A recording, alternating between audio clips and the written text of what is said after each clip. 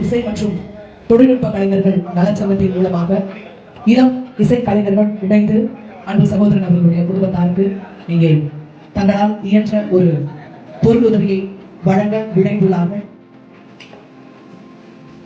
இசையாசிரியர்